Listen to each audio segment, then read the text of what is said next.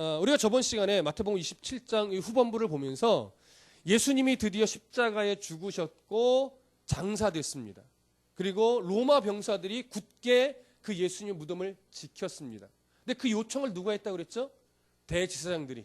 유월절 기간 안에 있는 안식일이 됐으면 정말로 안식일에 그 준비하는 너무나 바쁠 터인데 그 안식일에 일찌감치 빌라도를 찾아간 거예요. 그래서 경비병을 세워달라.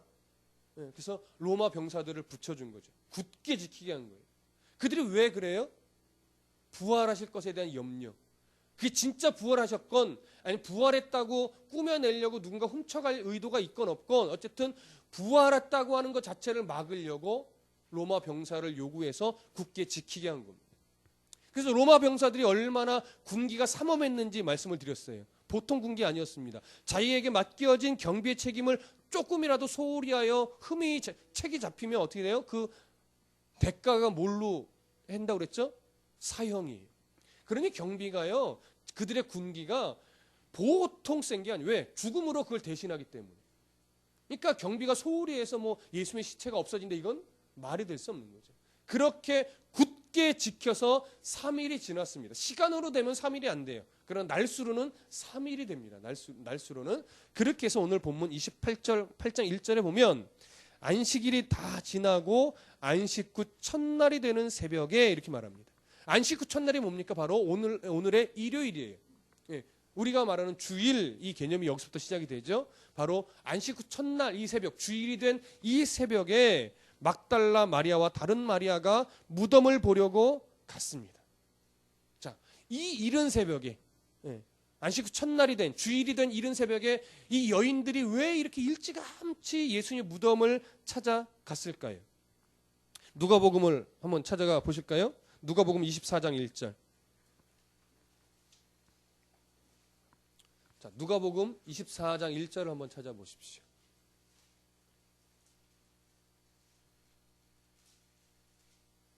누가복음 24장 1절 찾으신 분들 함께 읽어보겠습니다. 시작. 안식 후 첫날 새벽에 이 여자들이 그 준비한 향품을 가지고 무덤에 가서 자, 뭘 준비하고 갔어요? 향품. 향품은 뭐에 쓰는 데입니까? 시신에 바르는 거예요. 그것이 당시 유대의 장례 문화였어요. 그래서 유대 장례의 어떤 그 절차를 따라서 예수님의 서둘러서 안치된 예수님의 시신에 향을 바르기 위해 향품을 바르기 위해서 지금 그걸 가지고 일찌감치 간 거예요. 자, 이런 여인들의 모습을 우리는 어떻게 표현하게 되냐면 참 하나님 앞에 겸손하고 열심히 있던 정성을 다했던 이 여인들의 모습, 순종적이었던 이 모습을 귀하게 봅니다. 이 믿음을. 여러분들도 그렇게 보이시죠? 우리도 물론 이런 믿음이 있어야 합니다. 그러나 이 여인들의 믿음이 참 귀한 믿음임에는 틀림이 없지만 다른 시각으로 이 여인들의 모습을 보면 또 다른 시각이 생기게 돼요. 자, 보십시오.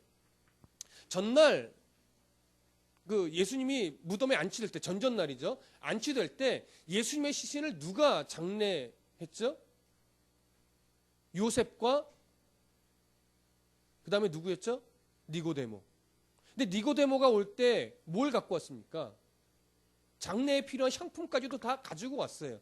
그래서 유대의 장례 절차에 따라서 다 장례를 치루었어요. 이 여인들은 그 당시 그 자리에 있었지만 장례 절차를 온전하게 지켜보지 못했는지 다른 서신에 보면 예수님이 어디에 묻혔는지 확인하고 빨리 향품을 가지고 장례를 준비하고자 돌아갔다라는 표현도 있어요.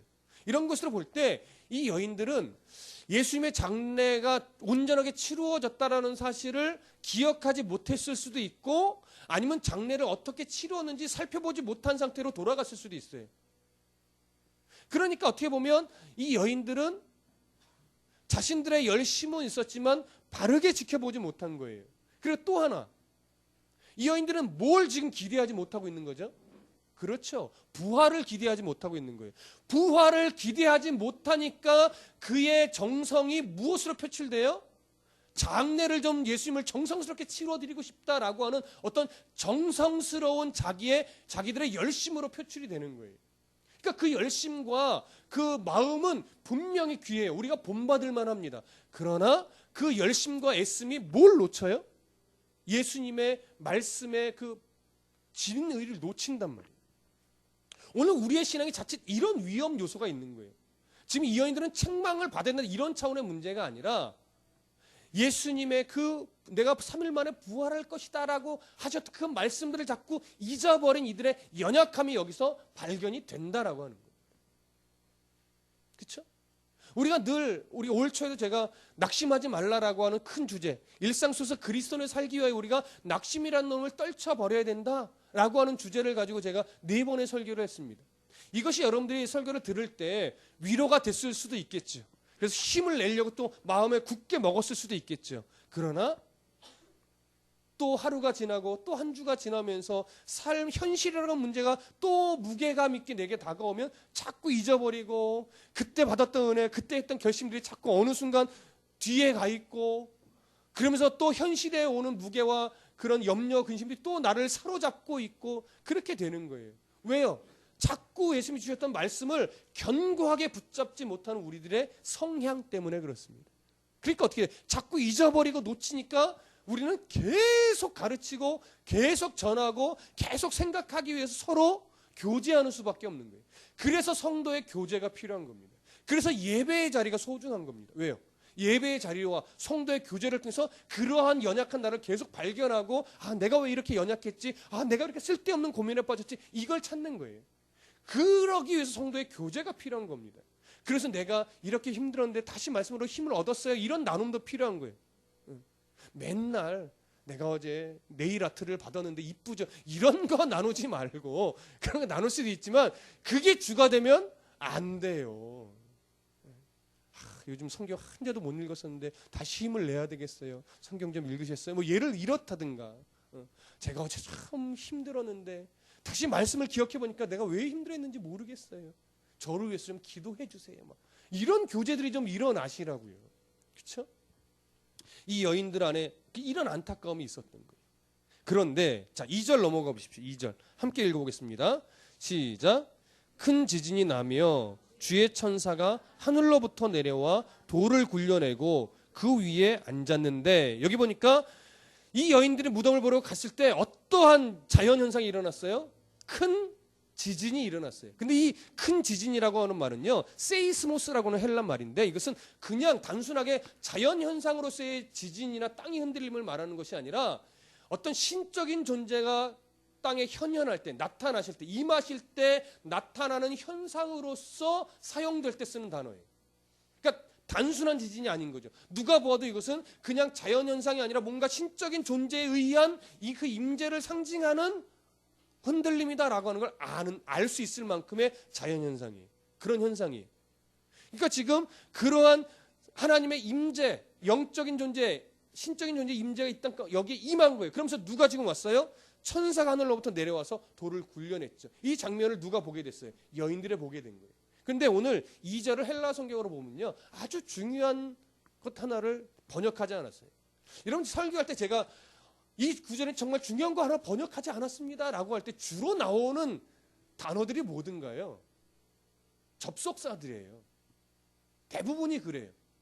오늘 본문도 마찬가지입니다. 뭘 번역을 안 했냐면 그런데 보라 이 말을 번역을 안 해놨어요. 그런데 보라. 그럼 보세요.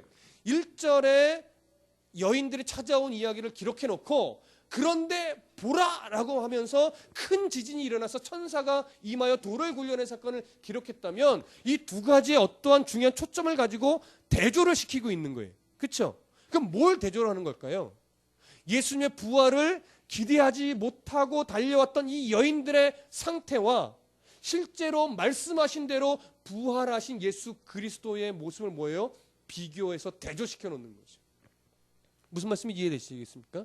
그들은 정성은 있었고 예수님을 사랑하는 마음은 있었고 그래서 예수님께 달려와 장례라도 좀 귀하게 치루어 드려야 되겠다 이러한 안타까움이 있었어요. 그러나 보라 이거예요. 사람은 아직 이렇게 연약하고 아직 이렇게 부족하지만 그런데 예수님은 말씀하신 대로 부활하셨다라고 하는 거예요. 거기에 초점이 있는 거예요. 정말 부활하셨다. 자, 그래서 큰 지진이 났고 천사가 하늘로부터 내려와서 돌을 굴려냈습니다. 그러나 이거 한 가지 조심하실 것은 뭐냐면 이 현상들이 예수님의 부활을 증거하기 위한, 예수님이 요때 부활하셨다라고 어떤 시점을 알리기 위한 용도로 쓰여진 것은 아니에요. 예수님이 언제 부활하셨는지는 정확하게 알 수 없습니다. 물론 우리가 추측하건대 큰 지진이 날 무렵에 부활하시지 않으셨을까라고 생각은 하는 것, 추측을 하는 것이지 그때 부활하셨는지는 정확하게 알 수 없어요. 그리고 천사들이 돌문을 굴려 옮긴 것은, 이 여인들이 올 때 다른 서신 복음서에 보면 이렇게 돼 있어요. 우리가 가면 누가 돌을 굴려줄까, 이렇게 염려하는 장면이 기록되어 있는 부분도 있어요. 그러니까 천사들이 돌을 굴려 놓은 것이 부활하신 예수님이 무덤에서 나오게 하기 위해서 굴려 놓은 걸까요? 아니요. 예수님은요, 영화의 몸을 입고 온전한, 정말 우리가 나중에 부활할 온전한 육신의 모습으로 부활하셨단 말이에요. 그러나 부활하신 그 예수님은 인간이시면서 하나님이시기 때문에 돌문이 가둬 있다고 예수님을 막을 수 없어요. 예수님은 얼마든지 그거와 상관없이 무덤 밖을 나가실 수 있는 분이에요. 오늘 천사들이 와서 지진이 일어나고 돌문을 열어놓은 것은 예수님이, 부활하신 예수님이 나오게 하기 위한 의도가 아니라, 그리고 언제 예수님이 부활하셨는지 그 시점을 알려주기 위한 용도가 아니라 예수님이 부활하셨다라고 하는 사실을 알리기 위한 용도일 뿐이에요. 무슨 말씀인지 이해되시겠습니까? 자, 그렇게 해서 천사들이 왔어요. 그리고 이제 3절, 4절, 5절까지 한번 함께 읽어보겠습니다. 시작. 그 형상이 번개 같고 그 옷은 눈같이 희건을 지키던 자들이 그를 무서워하여 떨며 죽은 사람같이 되었더라. 천사가 여자들에게 말하여 이르되 너희는 무서워하지 말라. 십자가에 못 박히신 예수를 너희가 찾는 줄 내가 아노라. 자, 여기 보시면 이 천사들의 모습을 표현하고 있습니다. 그 천사들, 형상이 번개 같고 옷이 눈같이 희었어요. 그리고 그 모습을 바라보면서 지키던 병사들이 무서워 떨게 되었어요. 성경은 어떻게 표현하고 있냐면 무서워하여 떨며 죽은 사람같이 되었더라. 네. 이 표현이 어쩌면 병사들이 기절한 모습을 표현한 것일 수도 있고, 아니면 정신이 혼미하여 도대체 멍하여 돌처럼, 얼음처럼 된 상황을 표현한 것일 수도 있겠죠. 근데 어떤 학자들은 종종 기절했을 것으로 많이 추측은 합니다. 그러나 그들이 그렇게 무서워 떨게 된 이유는 뭐냐면 이런 현상 때문이고, 정말 천사가 내려온 모습을 바라봤기 때문에 그래요. 그렇죠? 그러니까 지금 이 현상이 결코 우연히 일어난 일이 아니라 하나님의 임재 가운데 되어진 일임을 드러내기 위한 표현이에요. 하나님 임재 가운데. 그러니까 사람들이 그거 우연히 그때 지진이 일어난 거 딱 까마귀 날다 배 떨어진다고 딱 맞아 떨어진 것일 뿐이야, 이렇게 말할 수 있단 말이에요. 그게 아니라고 하는 거예요. 그래서 이런 세이스모스라고 헬라 단어를 그래서 쓴 것이고, 천사들의 모습을 그래서 표현해 쓴 것이고, 그 모습과 광경으로 인해 로마 병사들이 두려워하여 죽은 자처럼 됐다는 표현을 한 거예요. 여러분, 로마 병사들의 군기 말씀드렸잖아요. 웬만한 일로 무서워 떨 수 있는 자들이 아니에요. 왜요? 자기의 책임을 조금만 소홀히 해도 사형을 당하는데 죽은 사람처럼 기절할 수 있다면 그것은 굉장한 일이 벌어지는 거예요. 그러니까 지금 이 현상은 신적인 존재만이 할 수 있는 거죠. 그렇기 때문에 예수님은 부활하신 게 맞는 겁니다. 자, 5절에 이렇게 말합니다. 우리가 읽은 5절에 천사가 여자들에게 말하여 이르되 너희는 무서워하지 말라. 십자가에 못 박히신 예수를 너희가 찾는 줄 내가 아노라. 자, 뭘 보게 했어요? 아니, 뭐라고 위로해요? 무서워하지 말라. 누구와 또 비교가 됩니까? 무서워서 죽은 자처럼 되었던 로마 병사들과 비교가 되죠. 자, 예수님의 부활이 예수님을 믿지 않는 자들에게는 어떻게 다가올 수밖에 없어요. 두려움으로 다가올 수밖에 없는 사건이죠. 그러나 예수님을 믿는 자들에게는 그게 두려움이에요? 아니에요. 복된 소식이에요. 기뻐해야 될 소식이라고. 그래서 이것은 예수님이 부활하신 흔적이니 너희들이 이런 현상으로 두려워할 것이 아니라 기뻐하라는 거예요. 여러분, 예수 부활의 소식은요, 그 이유와 의미를 아는 예수 그리스도를 영접한 우리들에게는 참으로 복되고 기쁜 소식입니다. 그러나 세상 사람들에게는 그것이 그냥 코웃음 칠 수밖에 없는 그런 소식이 될 수밖에 없어요. 왜요? 그 가치와 그 의미와 이유를 모르기 때문에. 그래서 여러분들이 세상 사람들이 느낄 수 있을 만큼 이것에 대한 가치를 알고 기뻐하실 수 있는 성도가 돼야 돼요. 그래서 기독교의 가장 중요한 절기가 어떻게 보면 성탄절보다도 그런 의미에서는 부활절이 더 큰 의미가 있다라고 보게 되는 겁니다. 그리고 실제로 초대교회에서도 성탄절을 잘 지키지 않았어요. 그렇죠? 그러나 부활절은 정확하게 예수 부활의 의미를 안고 예수 부활의 감격을 가지고 우리가 살아나가는 싸움을 그래서 잘 하셔야 합니다. 자, 그런데 6절 함께 읽어보시죠. 시작. 그가 여기 계시지 않고 그가 말씀하시던 대로 살아나셨느니라. 와서 그가 누우셨던 것을 보라. 자, 여기 누우셨던 것을 보라라고 하는 말은 빈 무덤을 보라는 거예요. 그렇죠? 예수님이 이미 부활하여서 계시지 않은 이 무덤을 보라고 하는 거예요. 우리는 이 빈 무덤이 무엇에 대한 증거죠? 예수님 부활에 대한 증거가 돼요. 그러나 그건 우리 입장이에요. 솔직하게. 하나님을 믿지 않고 예수 그리스도를 믿지 않는 사람들에게는 그게 어떻게 예수 부활의 증거가 되냐? 누가 훔쳐갔을 수도 있는 거 아니냐? 누가 훔쳐갔다라고 하는 증거도 될 수 있을까요? 없을까요? 될 수 있죠. 우리가 예수를 믿으니까 이건 예수 부활의 증거다라고 말하는 것이지, 실제로 예수 믿지 않는 사람들에게 이야기하면 야, 네 말도 물론 될 수도 있겠지만 거꾸로 생각하면 예수님의 시신을 제자들이 훔쳐가놓고서 부활했다라고 말하는 증거도 될 수 있지 않냐, 이렇게 말할 수 있는 거예요. 그 말도 되지 않습니까? 되죠. 그러나 이런 상황을 보셔야 되는 거예요. 누가 지키고 있었냐라고 하는 거예요. 당시. 그렇죠? 한국 사람이 지켰다고 하면 한국 사람들은 그런 거 잘 신경 안 쓰잖아요. 한국 사람, 우리나라의 민족성을 너무 과소평가하는 건지 모르겠지만 우리나라 사람들은 잘 졸잖아요. 뭐 누가 훔쳐가겠어? 뭐 그런 거 아니에요? 로마 병사는 아니라는 거예요. 역사 문헌이나 로마의 어떤 군기를 보면 절대 그럴 수 없는 거예요. 그리고 어디를 보시냐면 13절 마태복음 28장 13절을 보시면 이렇게 돼 있어요. 이르되 너희는 말하기를 그의 제자들이 밤에 와서 우리가 잘 때 그를 도둑질하여 갔다 하라. 누가 모사를 꾸미고 있죠? 대지사장들이 모사를 꾸미고 있어요. 그러니까 이런 것들이 어떤 간접적인 예수 부활의 증거가 되는 거죠. 이게 훔쳐간 것이었으면 빨리 그 도둑들을 찾아라, 잡아라, 이 명령이 우선이죠. 그래야 오히려 더 예수 부활을 반박할 수 있는 뭐가 돼요? 더 확실한 증거가 되잖아요. 근데 그 명령을 하지 않고 모사를 먼저 꾸미잖아요. 도둑질해 갔다고 해라. 이 두 가지가 어떻게 보면 예수 부활의 간접적인 증거가 될 수 있는 겁니다. 종종 예수 믿지 않는 사람들과 얘기를 하다 보면 이런 질문을 합니다. 하나님이 계시다고 하는 증거를 대봐라. 그렇죠? 이런 증거 될 수 있습니까? 하나님이 살아계시다고 하는 증거. 목사한테 물었어요. 목사는 예수님이 살아계시다고 하고 증거를 잘 될 수 있을까요? 정확하게? 될 수 없습니다. 왜요? 이것은 영적인 부분이에요. 예수님이 살아계시다라고 하는 것을 증명할 수 없어요, 여러분. 그러면 어떻게 우리가 예수를 믿고 당당하게 세상 사람들한테 말할 수 있습니까? 이렇게 나갈 수 있잖아요. 그러면 거꾸로 생각해 보세요. 하나님이 안 계시다라고 하는 증명을 그들이 할 수 있습니까? 할 수 있어요? 없단 말이에요. 하나님이 살아계시다라고 하는 현상들이 있어요. 분명히. 근데 그것이 하나님이 살아계시다는 증거가 아니다라고 말할 수 있는 증거도 그들은 될 수 없단 말이에요. 예. 성경 자체가 하나님을 증거하기 위해서 쓴 책이 아니기 때문에 더더욱 그렇습니다. 그러니까 이것은 서로 논쟁밖에 될 수 없어요.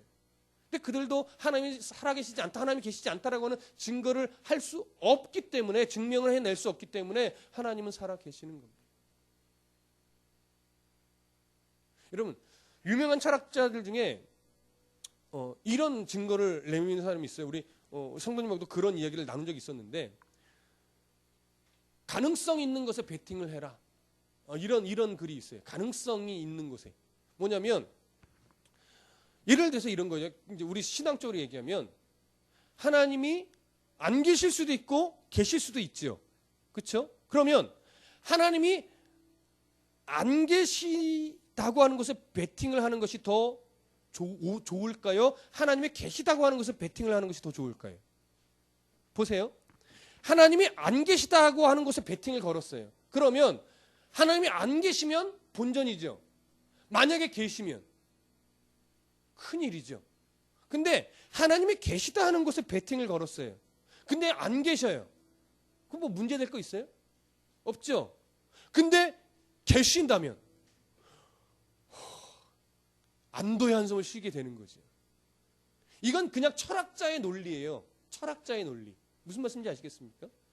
천국과 지옥이 있다 없다 할 때 없다에 베팅을 걸면 진짜 없어야 다행인 거예요. 근데 있으면 큰일 나는 거예요. 근데 있다에 걸면 없으면 문제 안 돼요. 근데 있으면 내가 여기에 걸릴 잘했어. 이렇게 되는 거죠. 그럼 어디에 베팅을 거시겠냐. 이건 일반 철학자도 이런 논리로 이야기를 하는데 하물며 그렇죠? 여러분들 하나님이 있다 없다 어디에 거시겠냐라고 하는 거예요. 근데 그것이 단순히 철학적인 논리로 선택을 할 수도 있지만 그것이 궁극적으로 우리들 안에 뭘로? 믿음으로 그게 쓰면 정말 온전한 믿음, 바른 믿음이 될 수 있는 거예요. 얘는 아직까지도 우리들 안에 여러분들 얼굴 표정은 다 내가 예수님을 바르게 믿는 것 같지만 실제로 자기의 깊은 내면 속에 아직도 정말 하나님이 살아계실까? 천국과 지옥이 있을까? 예수님이 계셔서 정말 우리의 죄를 부활하신 게 맞을까? 이런 의심이 들 수 있어요. 그때는 1차적으로 이 철학자의 가장 가능성 있는데 베팅을 하라라. 내게 손해가 안 될 수 있는 것에 베팅을 하라는 이 철학적인 논리로 먼저 한번 베팅을 걸어보십시오. 먼저. 그러고 나서 그것이 정말 맞는가를 뭐예요? 성경을 통해서 찾아가 보시라는 거예요. 제 말은. 그렇게 신앙을 찾으라는 것이 아니라 그렇게 베팅을 걸고 그게 옳은가? 성경을 통해서 찾아가다 보면 하나님이 정말 믿음이라는 것을 주실 것이고 그 안에서 내가 정말 이 선택을 하기를 잘했다. 이걸 알게 되실 거라는 거예요. 오늘 이 제사장들, 로마 병사들이요. 바로 그렇게 우리가 선택을 하는 어떤 하나의 기준이 될 수 있어요. 이걸 볼 때 내가 예수 믿기를 잘했다. 이걸 봐도 분명히 역사적으로 이 기록 안에 예수님이라는 분은 존재하셨으니까 그렇다면 예수님이 정말 죽은 게 분명할 것이고 이 기록들을 볼 때 정말 예수님이 부활하신 게 맞을 것 같다. 아니나 맞구나. 이렇게 바뀌어가는 거죠. 그래서 오늘 이 사건은 굉장히 중요한 겁니다. 자, 7절을 보시죠. 7절. 함께 읽어보겠습니다. 시작. 또 빨리 가서 그의 제자들에게 이르되 그가 죽은 자 가운데서 살아나셨고 너희보다 먼저 갈릴리로 가시나니 거기서 너희가 배우리라 하라. 보라 내가 너희에게 일렀느니라 하거늘. 천사들이 이 여인들에게 빨리 가서 제자들에게 가서 예수님이 죽은 자 가운데 살아나셨다라고 빨리 가서 말하라. 이렇게 얘기를 합니다. 왜 이렇게 아주 촉급한 명령을 하고 하시죠? 제자들도 다 뭘 지금 믿지 못하고 있기 때문에 예수님의 부활 사건을 기억하지 못하고 믿지 못하고 오히려 두려움에 절망에 빠져 있기 때문에 빨리 가라 이거죠. 빨리 가라. 그래서 8절 함께 읽어보겠습니다. 시작. 그 여자들이 무서움과 큰 기쁨으로 빨리 무덤을 떠나 제자들에게 알리려고 다름질할세. 자, 두 가지의 감정 상태로 갑니다. 무서움과 큰 기쁨. 무서움이라고 표현하니까 그냥 단순한 무서움 같지만 이걸 이렇게 표현하면 더 좋아요. 경외. 경외감. 경외감이라는 건 단순히 신앙을 추앙하고 숭배하는 것이 아니라 그 안에 영적인 그 하나님의 존재에 대한 두려움까지도 갖고 있는 거예요. 하나님은요, 사랑의 하나님이지만 그 사랑의 하나님이라고 할 때 많은 그리스도인 때로는 방종하는 경우가 있어요. 하나님을 함부로 여기는 경우가 있다. 그렇지 않습니다. 하나님은요, 경외해야 될 존재예요. 두려워할 줄도 알아야 돼요. 아버지와 같이 가까이 여길 줄도 알아야 되지만 그 하나님 앞에서 두려워할 줄도 있어야 되는 거예요. 많은 목회자들이 하나님을 두려워하지 못하니까 교회가 자기 것인 양 함부로 막 좌지우지하는 경우가 있잖아요. 하나님 두려워하지 못하는 거예요. 교회 안에 막 다툼과 분열과 싸움이 일어나잖아요. 엊그저께 Y라는 곳에서도 강남의 그 큰 교회 문제가 지금 막 보도가 돼서 얼마나 속이 상했는지 몰라요. 정말 저 성도들이, 저 목회자가, 저 당회원들이 하나님을 두려워하고 있는 게 맞을까? 막 이런 안타까움이 막 일어났었고 속에서 어떤 영적인 울분도 좀 일어났습니다. 다 똑같다. 저는 그 생각이 들었어요. 성도나 목회자나 당회원들이나 다 똑같다. 저기서 어떻게 하나님의 영광이 드러나며 저기서 어떻게 하나님의 그 선하심이, 사랑의 하나님이 드러날 수 있을까? 그 교회는요, 뭘로 유명하냐면 성전 안에 하나님은 사랑이시라. 쓰지나 말지. 그렇죠? 어떻게 사랑의 하나님이 거기서 드러날 수 있겠는가라고 하는 이 안타까움이 막 물밀쳐 올라오는데 정말 속상했어요.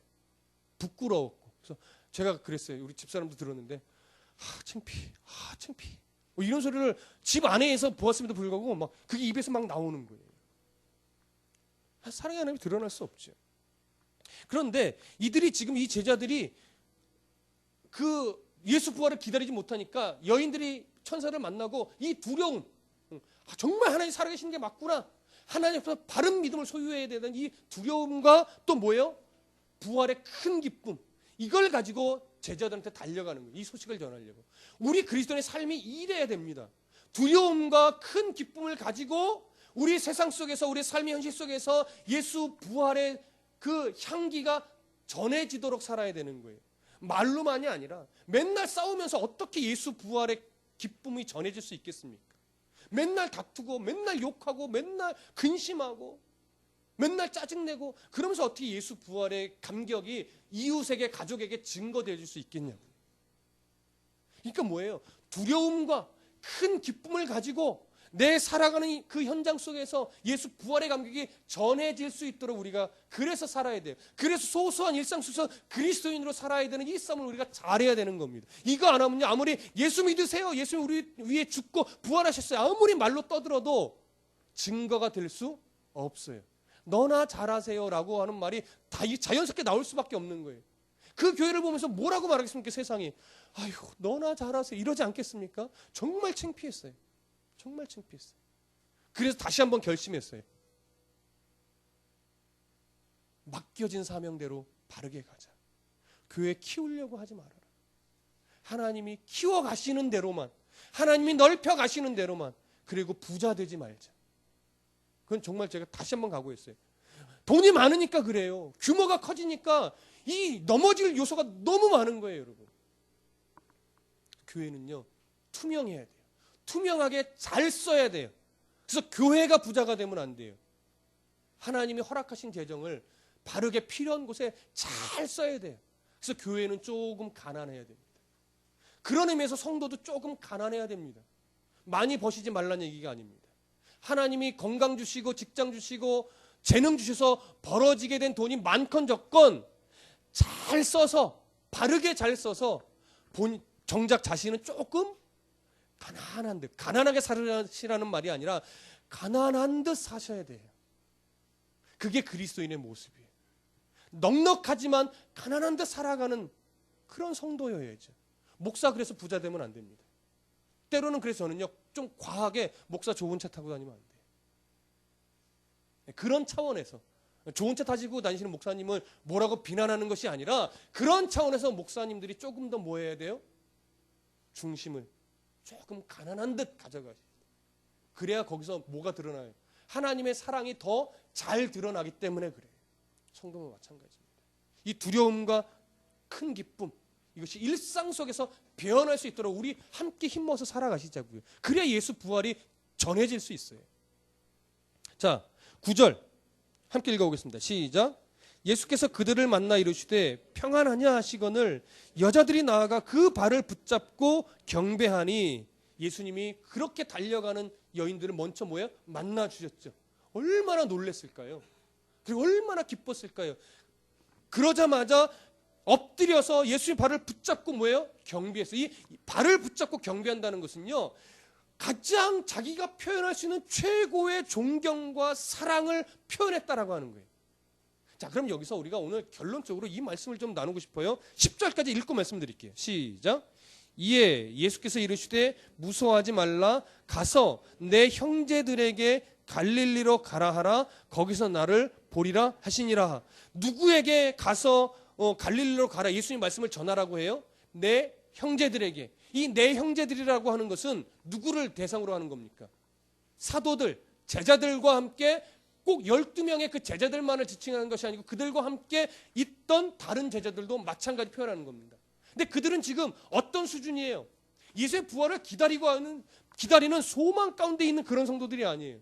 예수님의 죽으심으로 인해 절망하고 낙심해서 야 이제 뭐 해야 되냐, 이제 어떻게 해야 되냐, 예수님 죽고 나는데 우리는 또 어떻게 되냐 막 이렇게 절망에 있고 낙심에 있는 제자들에게 빨리 가서 예수의 부활의 소식과 함께 갈릴리로 가서 예수님을 만나라 말씀을 전하라고 하는 겁니다. 형제라고 불러주시죠. 그러한 자들을, 연약한 우리를 그래서 형제로 불러주시는 거예요.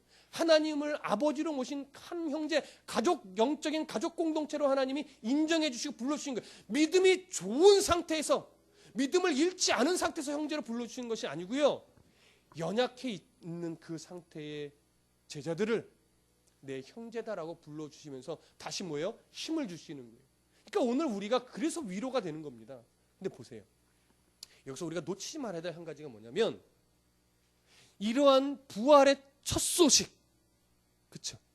부활의 첫 소식을 전하는 자로 누구를 하나님이, 예수님이 선택하셨어요? 여인들이.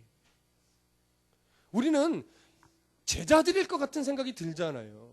이왕이면 제자들, 어차피 제자들을 정말로 순교자로 하나님 쓰시는데 제자들을 부활의 첫 소식, 예수님 만나고 부활의 첫 소식을 전하는 자로 쓰실 것 같은데, 예수님은 여인들을, 부활하신 예수님을 첫 만나는 자로, 그 부활의 소식을 증거하는 첫 선교사로 이 여인들을 사용하셨어요.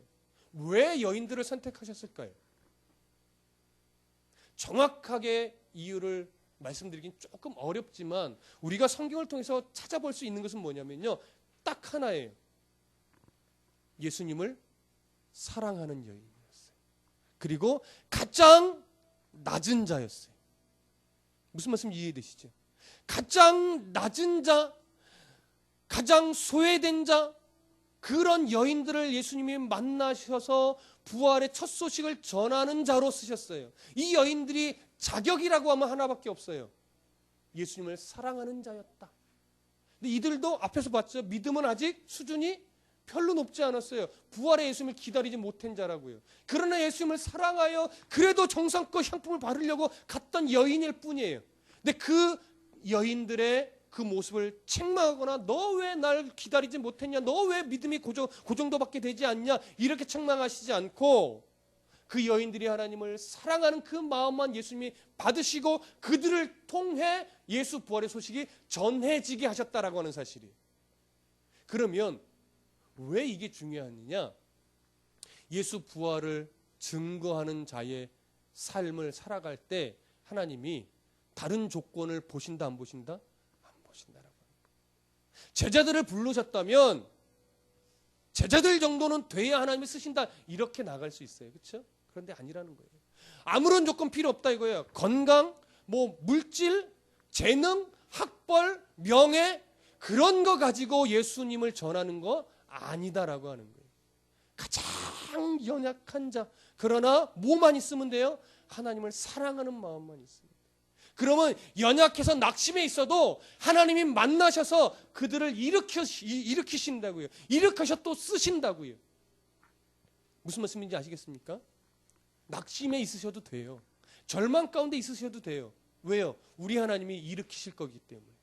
그 일으키는 과정 속에서 야, 하나님이 날 이렇게 사랑하시는 걸, 이걸 깨달으면 돼요. 그래서 내가 더 그리스도께 살아가야 될 거, 이 결심이 있으면 된다고요.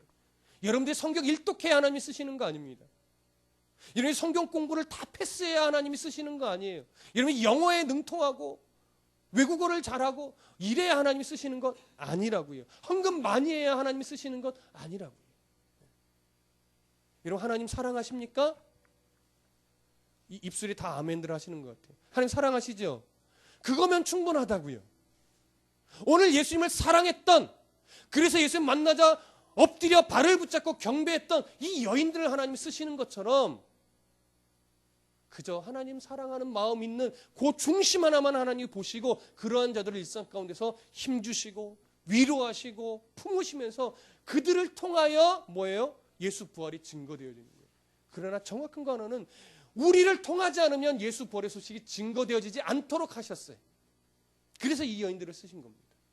연약한, 별것 없는 우리들을 통해서 하나님이 예수 부활의 그 흔적과 소식들이 전해지기를 원하십니다. 그래서 힘내십시오. 그래서 두려움과 큰 기쁨으로 달려갔던 이 여인들의 마음처럼 오늘도 말씀으로 다시 한번 힘을 얻어서 두려움과 큰 기쁨으로 하루하루를 일상 속에서 그리스도인으로 살아가는 그런 성도가 되시면 충분합니다. 그런 성도가 되시기를 소원합니다. 기도하겠습니다.